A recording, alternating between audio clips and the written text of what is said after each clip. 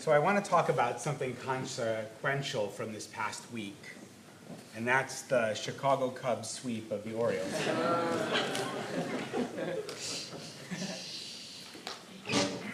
But I get that might be a bit of a sore topic here in Baltimore, so perhaps we should stick to a topic less painful and anxiety-producing, like Joe Biden. This week I've been thinking a lot about leadership and succession. I'm going to warm up to Biden, but I don't plan to make any prescriptions there. I'm more interested in how we think about leadership, its longevity. What's the responsibility of a leader to be self-aware, self-critical of his own leadership? To relinquish power is no small matter, and many, probably most people, would struggle to do so willingly. I'm always struck when I visit the State House in Annapolis by the room where George Washington resigned his military commission. It was an act so surprising that John Trumbull, the artist who would create the legendary painting displayed in the Capitol Rotunda and depicting this historic moment, wrote the following to his son. "'Tis a conduct so novel, so inconceivable to people who, far from giving up powers they possess, are willing to convulse the empire to acquire more."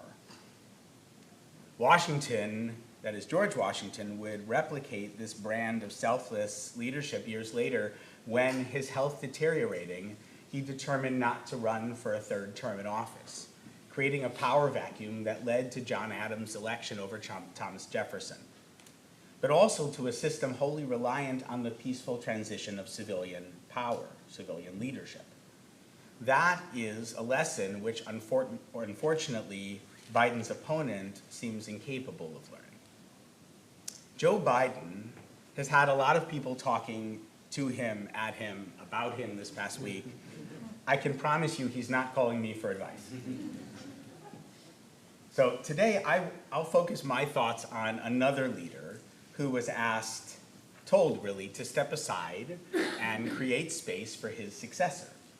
Parashat Chukat gives us the tale of our Jewish nation's first leader and his being forced out of office. The scene is Midbar Tzin at Kadesh. Miriam has just died, the community is without water, and there's a mini rebellion, which after Korach involves less violence and more kvetching. "Why have you brought the Lord's congregation into this wilderness for us and our beasts to die here? Why did you make us leave Egypt to bring us to this wretched place, a place with no grain or figs or vines or pomegranates? Umayim ein lishtot, there's not even water to drink." Moses and Aaron's response to the crisis is instructive. What happens next is the very reason given for a forced leadership succession from Moses to Joshua, from Aaron to his descendants. Neither of these two remaining children of Amram will enter the promised land. "Vayomer Adonai el Moshe ve'el Aharon yan lo hemantem bi le'akdisheni le'enei b'nei Yisrael." The Lord said to Moses and Aaron, "Because you did not trust me enough to affirm my sanctity in the sight of the Israelite people, therefore you shall not lead this congregation into the land that I have given them." The question, of course, is, what did they do wrong? This feels like a very big deal. What is the very big sin they committed?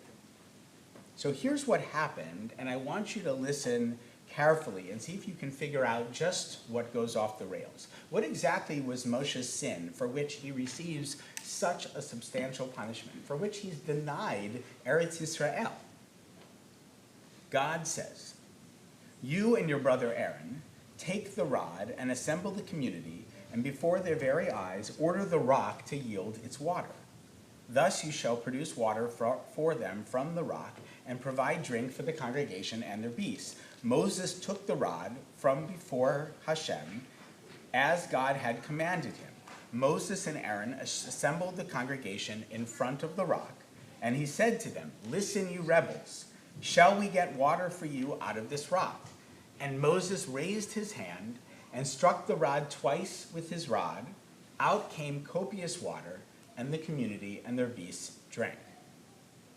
That's it. That's the whole story. So what is it? What is this great sin? Truth be told, the medieval commentators are all over the place with this one. There's very little consensus and much confusion. After all, Moses and Aaron are not saints. They've made mistakes before, including mistakes that feel more consequential. In fact, that's what Abarbanel says, that they are not punished for their behavior in this moment. Moses was punished for something related to his sending of the spies. Aaron sinned by making the golden calf. The presenting problem, as the social workers like to call it, is a cover story to preserve their honor. But most of the Mefarshim, the medieval commentators, do try to pick out the details of the sin. Rashi, based on Midrash Tanhuma, says Moses struck the rock when he should have followed instructions and simply spoken to the rock. But he admits there was an earlier incident many years prior in which Moses was in fact told to hit the rock and release the water beneath. So perhaps the problem is not only that Moses struck the rock, but that he hit the rock twice, pa'amayim. Rambam, that's Maimonides, says the issue is that Moses and Aaron lost their cool, implying the people's request for water was somehow an unreasonable one. This didn't reflect well on God, who is supposed to be merciful.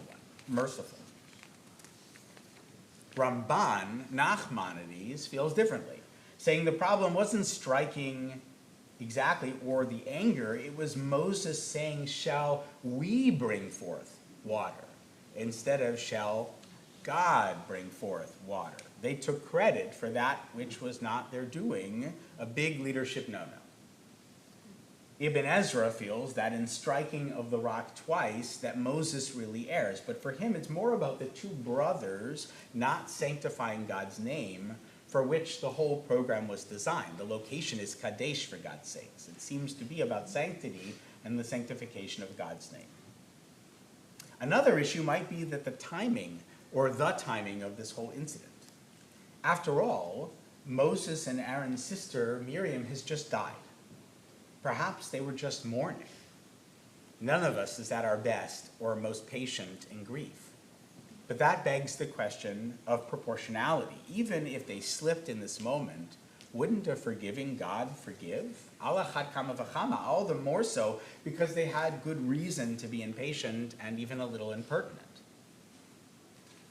But maybe the answer here isn't about ferreting out the exact sin that caused such a drastic response. Maybe the problem wasn't really Moses or Aaron or the rock or people's perception of these events at Mei Merivah. Maybe the problem is simply time.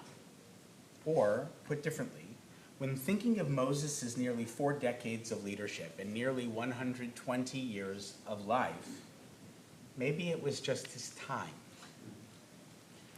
Leadership is a function of time, writes Jonathan Sacks, the late chief rabbi of the United Kingdom.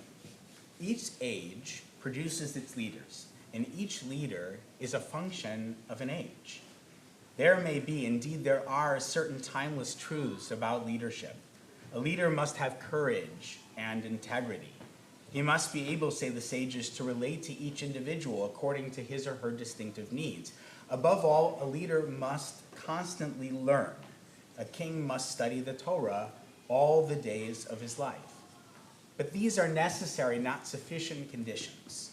A leader must be sensitive to the call of the hour, this generation, this chapter in the long story of a people.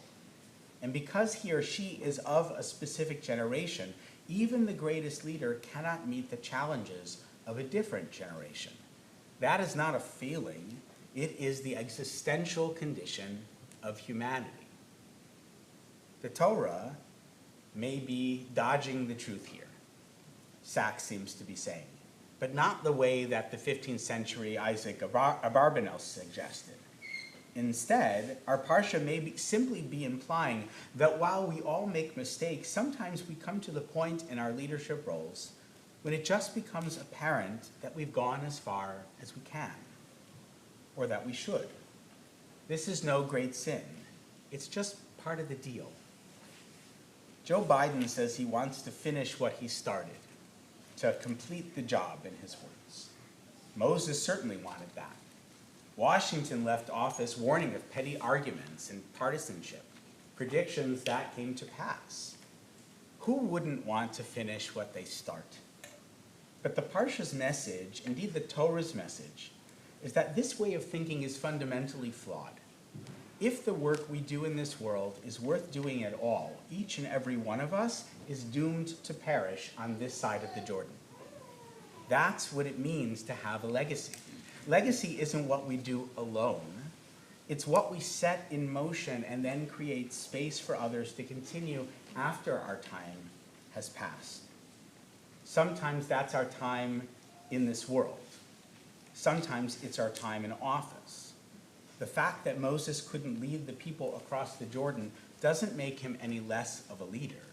In fact, says Sachs, it's his not doing that which makes him our greatest teacher.